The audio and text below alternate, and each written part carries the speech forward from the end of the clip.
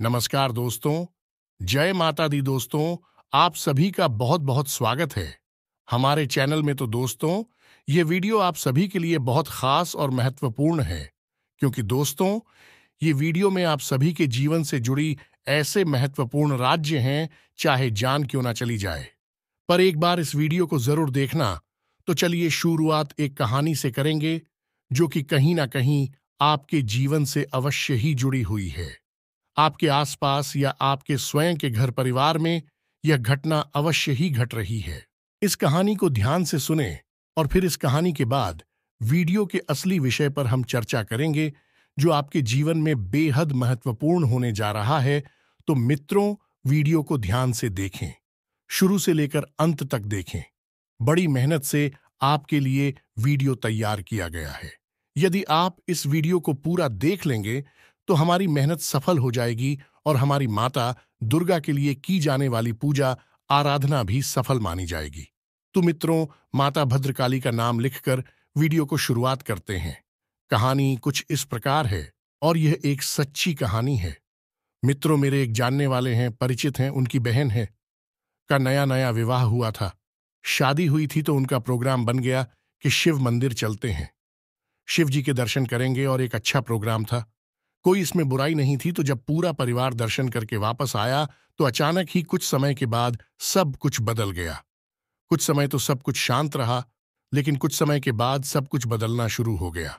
उनके घर परिवार में अजीबोगरीब घटनाएं होनी शुरू हो गईं, और उससे सिंह का, जिसका नया नया विवाह हुआ था, उसका स्वभाव पूर्ण रूप से बदलना शुरू हो गया। यानी कि पहले जहां उसका स्वभाव बिल्कुल शांत था, प्रेमी था, लोगों से, अपने परिवार से सबसे प्रेम करने का था, वहीं अब अपने परिवारजनों से सख्त नफरत पैदा होने लगी। एकांत पसंद होने लगा, लोगों से बात करना उसे पसंद नहीं था। फिर स्थिति बिगड़ने शुरू हुई। धीरे धीरे घर के सामान को फेंक देना, भोजन को बड़े ही बुरी तरह से खाना, यानी कि जैसे लोग सामान्य तौर पर खाना खाते हैं वैसे नहीं, बढ़ाई छिन्न भिन्न करके भोजन को खाना जिन्होंने अंदाज में, और सामान को इधर उधर फेंक ना, लोगों को बुरा भला कहना। और फिर स्थिति जब बहुत ज्यादा बिगड़ गई तो इस हद तक पहुंच गई कि घर से ही भाग जाना, यानी कि वह स्त्री घर से ही भाग जाया करती थी। तो अब यही स्थिति जब हो गई तो घर वाले बहुत परेशान हुए। बेचारे, उनको तो कुछ पता ही नहीं था कि क्या हो रहा है। फिर उन्होंने जब संपर्क करना शुरू किया जाने वाले लोगों से, प्रकार की स्थितियों से जुड़े रहते थे, तो उनको फिर किसी ने सलाह दी और महिला के ऊपर प्रक्रिया शुरू की गई, तांत्रिक क्रियाएं शुरू की गईं। और बाद में जब उस दुष्ट आत्मा ने, जो उसके ऊपर हावी हो चुकी थी, उसने बोलना शुरू किया, तो सभी को चकित रह गए। जी, हमें तो ये एक ऐसी घटना थी जिसके बारे में किसी को अनुमान नहीं था। तो उसने बताया कि वह हजारों साल से भटकती हुई एक आत्मा है, जिसे अब तक किसी भी प्रकार का सुख प्राप्त नहीं हुआ है। उसे अब सारे सुख चाहिए, और यह एक ऐसी स्त्री है जिसके माध्यम से वे सारी सुख अपने भागेगा। तो जब उससे पूछा गया कि तुम्हें यह स्त्री के शरीर में प्रवेश कब मिला, जब तुम मेहंदीपुर बालाजी गए थे, तो वहां लौटते समय ये परिवार के लोग, एक पुलिया पर, छोटा पुल होता है, पुलिया पर रुकी थी, तो पुलिया के इस तरह यह स्त्री आकर बैठ गई थी, और वहीं पर मेरा निवास था। वह, मैंने इस स्त्री को देखा और मैं इसके पीछे लग गया, और उसके बाद फिर मैं इसके ऊपर हावी हो गया। तू जब यह सब पता चल गया तो उसके बाद फिर उसके ऊपर क्रियाकर्म किया गया। सारा कार्यक्रम करने के बाद में फिर उस दुष्ट आत्मा से उस स्त्री को मुक्त भी किया गया, और अब वही सुखी जीवन जी रही है। उसके ऊपर किसी भी प्रकार की बाधा नहीं है। तो मित्रों, यह जो कहानी मैंने आपको सुनाई है, यह कहानी एक वास्तविक कहानी है, और एक अच्छे वाले परिवार की बर्बाद होने की, नष्ट होने की कहानी है। बाद में उनका सब कुछ सामान्य हो गया, लेकिन उससे पहले उनकी बहुत ज्यादा हानि भी हो चुकी है। तो अब बात करते हैं कि यह कहानी हमें क्यों सुननी चाहिए। यह कहानी हमें इसीलिए सुननी चाहिए, मित्रों, की हमारे जीवन में भी कुछ परेशानी अवश्य चल रही है। कुछ तो सामान्य है, जीवन में होने वाली एक सामान्य सी घटनाएं हैं, परेशानियां हैं, वह तो ठीक है। लेकिन कुछ असामान्य घटनाएं भी हो रही हैं, जैसे कि आपने कोई व्यापार शुरू किया और उसमें सिर्फ नुकसान ही होता चला जा रहा है। ऐसा लग रहा है कि जहां आपको फायदा होने जा रहा था, वहां से भी अचानक नुकसान होना शुरू हो जाता है, जैसे कोई आपके पीछे लगा है, सोच समझकर आपको परेशान कर रहा है। ये आपकी नौकरी में भी आपको बड़ी कष्ट प्राप्त हो रहे। जहां की नौकरी पहले सुख से चल रही थी, वही अब आपको बेहद परेशानियां हो रही हैं। आपके घर में बीमारियों का वास हो गया है कि अखिलेश का माहौल रहने लगा है। पारिवारिक माहौल पूरी तरह से बर्बाद हो चुका है। लोगों में आपस में किसी भी प्रकार का प्रेम नहीं बचा है। लोग एक दूसरे से जुड़ते हैं, नफरत करते हैं, बात भी नहीं करते हैं। परिवार परिवार जैसा नहीं बचा है। मित्रों, यह सारी घटनाएं हैं।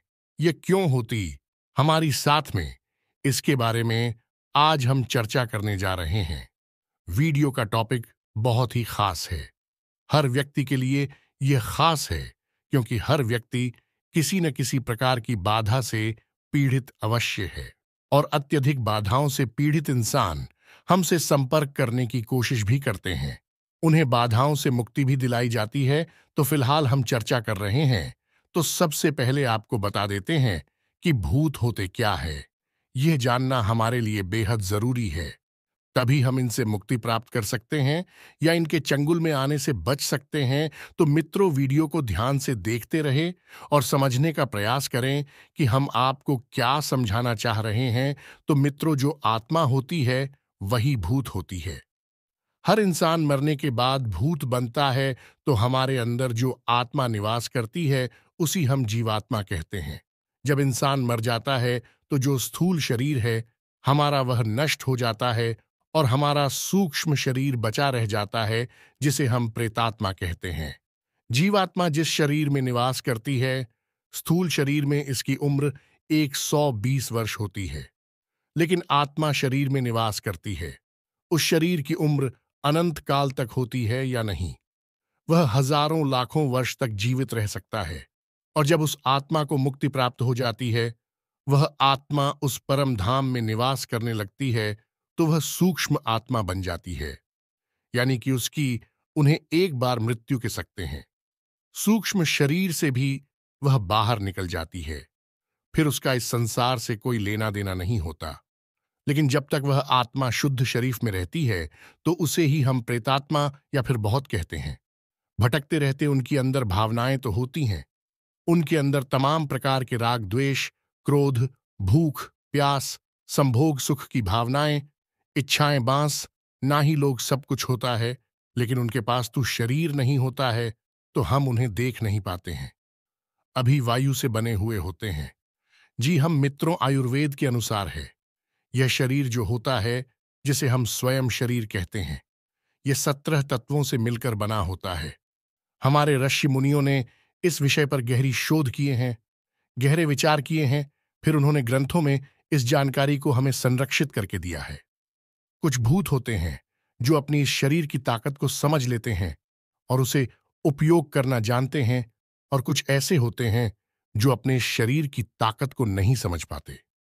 इसे आप ऐसे भी समझ सकते हैं जैसे कि हमारी स्थूल शरीर में भी बहुत शक्ति होती है, लेकिन उस शक्ति का इस्तेमाल करना कुछ लोग जानते हैं। जैसे कुछ पहलवान टाइप के लोग होते हैं जो कि अपनी शक्ति को बढ़ा लेते हैं, कई गुना बढ़ा लेते सामान्य इंसान से। और कुछ ऐसी होती है जो सामान्य जीवन जीते रहते हैं, अपनी दैनिक दिनचर्या को पूरा करने के लिए ही अपने शरीर का उपयोग करते रहते हैं। तो इसी प्रकार जो सूक्ष्म शरीर है, उस शरीर में रहने वाले लोग जुड़ते हैं जो आत्मा होती है। जब उस शरीर की ताकत को पहचान जाते हैं, तो फिर हुए उपद्रव मचाना शुरू करते हैं, अपनी इच्छाओं की पूर्ति करना शुरू करते हैं। ऐसा कहा जाता है, जब कोई सूचना आत्मा या यूं कहें कि भूत अपनी स्पर्श की ताकत को पहचान जाता है, यानी कि वह अपनी छूने का एहसास करा सकता है, अपने होने का एहसास करा सकता है, तो उसके अंदर इतनी ज्यादा प्रचंड शक्ति होती है कि वह किसी शक्तिशाली पेड़ को भी, बड़ी से बड़ी पीड़ा को भी क्षण भर में उखाड़कर फेंक सकता है। यह होती है किसी भूत की शक्ति। यह हमारी स्थूल शरीर से हजारों गुना ज्यादा होती है। भूत के अंदर शक्ति बहुत होती है, लेकिन उस शक्ति की पहचान नहीं होती है। जब वह पहचान कर लेता है, तो वह फिर अपनी शक्ति के माध्यम से अपनी इच्छाओं की पूर्ति करना शुरू कर देता है। भूत मानसिक तौर पर भी अत्यंत शक्तिशाली होते हैं, इसी पर भी हावी हो सकते हैं। जब अपनी शक्ति को पहचान जाते हैं तो फिर किसी के भी दिमाग पर हावी हो सकते हैं और उसी प्रकार व्यवस्थाओं को पूर्ति करना शुरू करते हैं।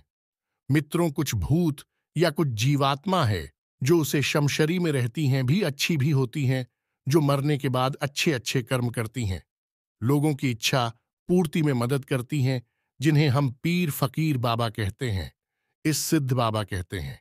इनकी छोटी छोटी स्थान भी बनाए जाते हैं, इनकी पूजा आराधना भी की जाती है, लोग इनकी पूजा करते हैं, मनोकामना की पूर्ति होती है, लोगों को लाभ प्राप्त होता है। ऐसी आत्माएं बड़ी सहायक होती हैं और अपनी मुक्ति के मार्ग को भी प्रशस्त करती हैं, लोगों की मदद करने के माध्यम से। लेकिन कुछ दुष्ट आत्माएं होती हैं जो लोगों के माध्यम से अपनी इच्छाओं की पूर्ति करना चाहती हैं, तो हमें उन्हीं आत्माओं से बचना है। तो भी तो सबसे पहले हम जानते हैं कि ऐसी आत्माएं हमारे ऊपर हावी कब होती हैं, किस जगह पर होती हैं, क्या स्थिति होती है जब ऐसी आत्माएं हमारी शरीफ पर हावी हो जाती हैं और हमारा बिना शुरू हो जाता है। तो मित्रों, हम आपको बताते हैं कि कुछ लोग कहते हैं कि भूत से राशि मिल जाए तो भूत हमारे ऊपर हावी हो जाता है। नहीं, ये बात बिल्कुल गलत है। भूत की कोई राशि नहीं हो सकती। राशि उसकी होती है जिसका जन्म होता है। बहुत का कोई जन्म नहीं होता है, सूक्ष्म शरीर का कोई जन्म नहीं होता है। वह हमेशा से हमारे साथ विद्यमान है, तो उसकी राशि भी नहीं हो सकती है। तो जब हमारा शरीर, स्थूल शरीर, जिसमें जो हमें अभी दिखाई दे रहा है, यह नष्ट हो जाता है, तो हमारी राशि की भी सीमा समाप्त हो जाती है। तो भूत की कोई राशि नहीं होती है। तो फिर भूत हमारे ऊपर हावी ही क्यों होते हैं? तो भूता भी होते हैं। कुछ विशेष परिस्थितियों में तुम्हें तो सबसे पहले जानते हैं कि किन स्थानों पर भूतों का वास होता है, कि किसी नदी में, किसी पुल पर, किसी एकांत खंडहर में, किसी एकांत स्थान में जहां कोई नहीं जाता आता है। ऐसे स्थानों पर भूतों का वास होता है। ऐसे स्थानों पर हमें जाने से बचना चाहिए, और यदि हम जाते भी हैं तो फिर हमें ईश्वर का ध्यान करते रहना चाहिए, मां काली का ध्यान करते रहना चाहिए। किसी सुनसान स्थान पर किसी पेड़ के नीचे टॉयलेट नहीं करनी चाहिए, वहां पर भी अक्सर भूतों का वास होता है। कभी कभी आप जा रहे हैं रास्ते पर और चौराहे पर या किराए पर आपने देखा कि किसी विशेष प्रकार का नारियल रखा है, कोई नींबू रखा है, उसे आपको दूरी बनानी है, उसे लांगरा नहीं है किसी भी कीमत पर।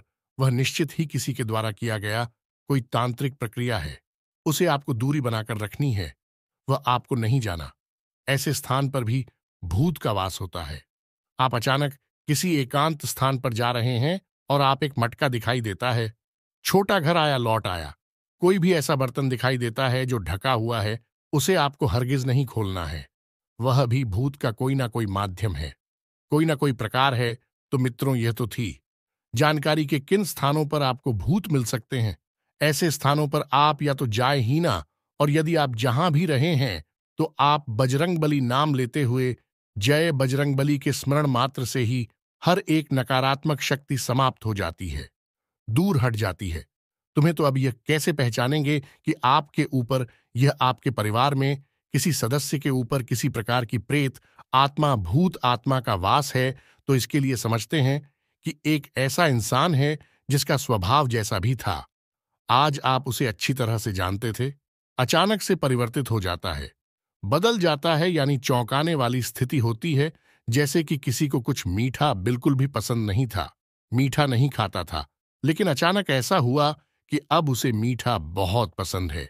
दिखा नहीं खाता था, अचानक ऐसा हुआ कि उसे दिखा बहुत पसंद है। अचानक ही वह अनाप शनाप अनर्गल बातें बहुत करता है। अचानक ही उसकी आंखें लाल हो जाती हैं। अचानक ही उसकी शरीर में कंपन शुरू हो जाता है। अचानक ही उसके रोंगटे खड़े होने लगते हैं। यह सब प्रकार हैं, सब लक्षण हैं कि उसके शरीर पर किसी न किसी प्रकार की बुरी आत्मा का साया आ चुका है। और भी कई लक्षण हैं, और भी कई तरीके हैं जिससे हम यह जान सकते हैं। जैसे कि ऐसा इंसान एकांत फ्री हो जाता है, वह हमेशा एकांत में रहना साथ चाहता है, तेज रोशनी से, तेज शोर से उसे दूर रहना पसंद है।